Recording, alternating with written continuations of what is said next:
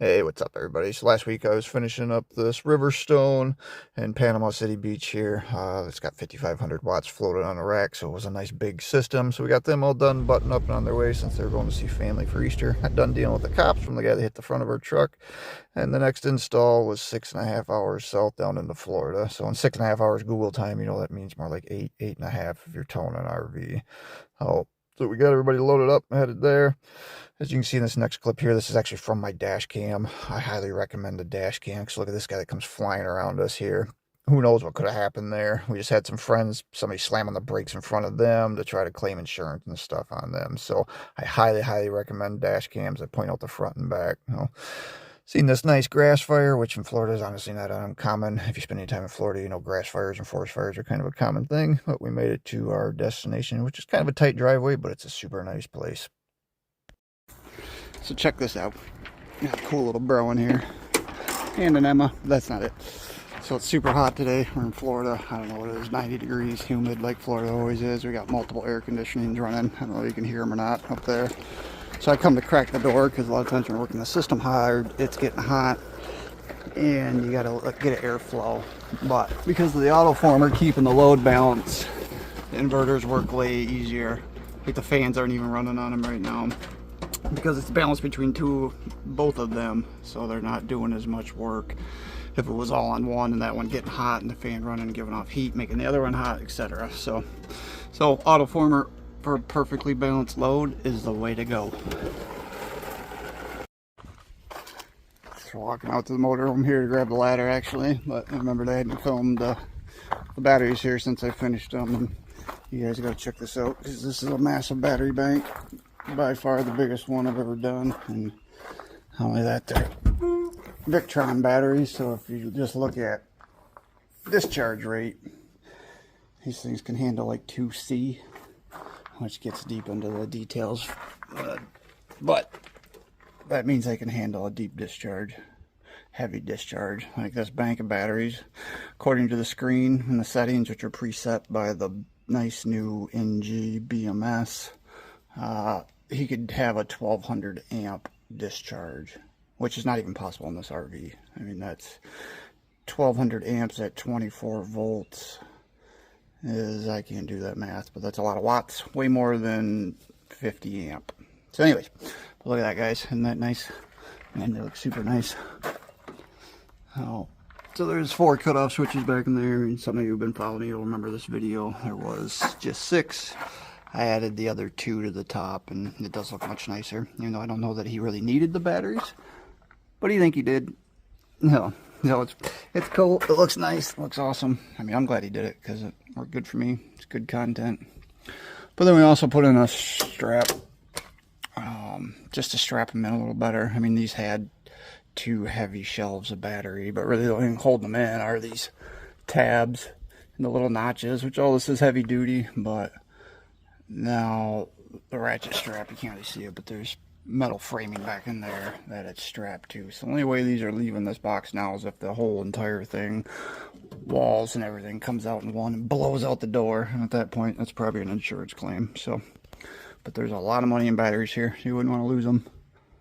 So again, these are 200 amp hour batteries at 24 volts. So that means there is 1600 amp hours here, but that's at 2400 or at 24 volts. So for those who don't know the conversion, it would be double that in 12 volts. So there's really 3200 amp hours in 12 volts. Or for those of you who still don't quite understand it, if you think about 100 amp hour Battleborn, most people know Battleborn batteries and know their little 100 amp hour batteries. This would be equivalent to 32 of those.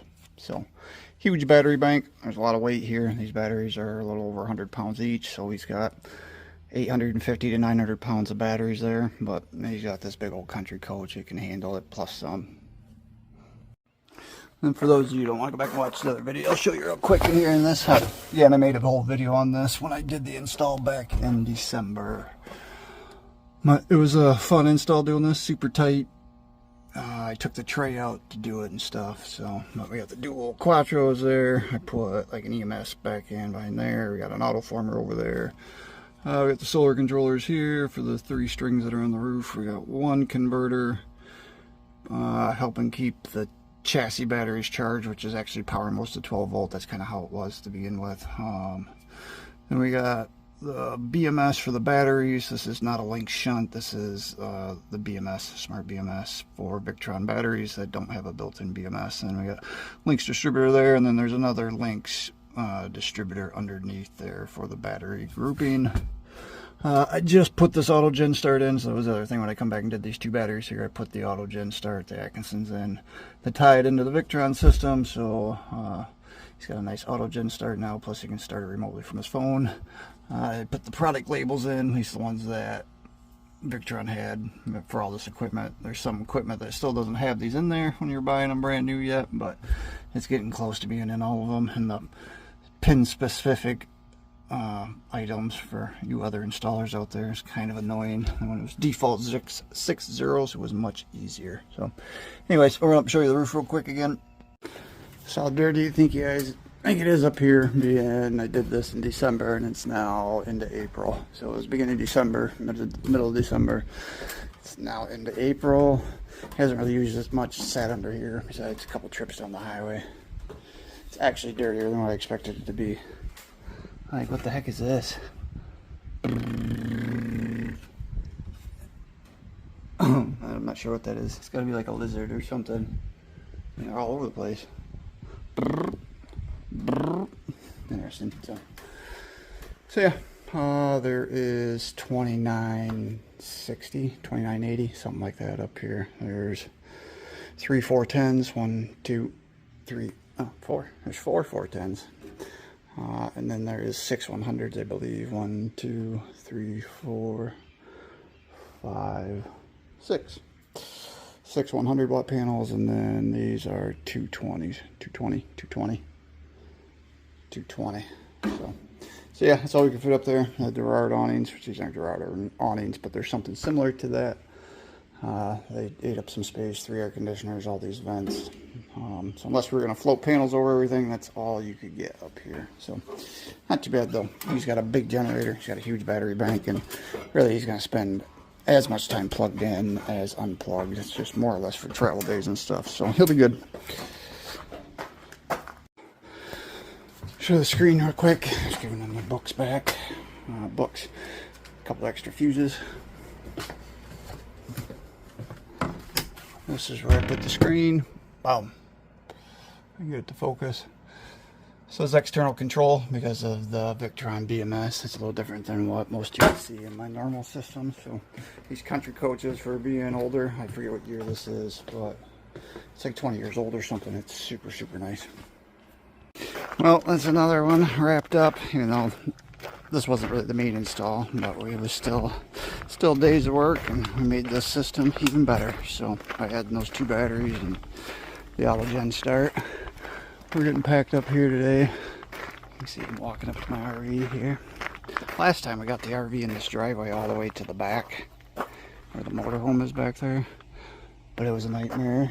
He ended up having to cut bushes out for me to get in, and it was tight for him too, but whatever. This time we decided to just stay up front, especially since it was a shorter period of time. But we're headed north up to Tampa area for a few days to do an install, and then we're going to keep working our way north into Georgia, Tennessee, West Virginia, Ohio border, and then we'll probably be into Michigan, which is where we'll be for most of the summer, except I might bounce around and do some installs for some of you guys. Anyways, I get us packed up here. It's going to be way too late to get on the road, so we'll catch you guys on the next one.